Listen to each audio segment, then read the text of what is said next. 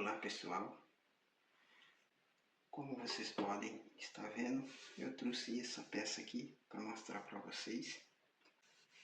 Vocês não devem estar sabendo que peça é essa, mas essa peça aqui, isso é um vaso para pendurar, um vaso para planta, né? Pendurar esse vaso aqui, é que eu fiz essa parte aqui. Como vocês podem observar ele nos detalhes, né? Ele todo riscado aqui.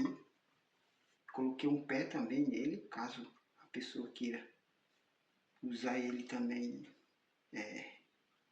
no chão também, né? Ele é tipo um ovo, mas não é um ovo, né? Então você pode tanto pendurar ele como pode deixar ele no chão, né? É uma peça bastante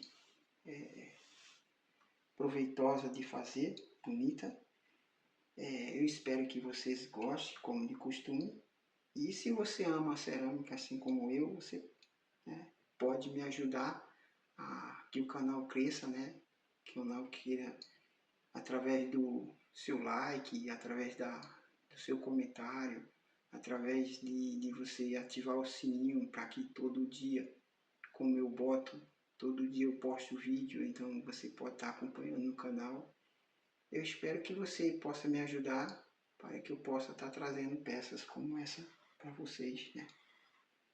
Vocês podem observar aqui que é uma peça bastante bem bonita, né? É uma aula prática para vocês aqui sobre essa peça.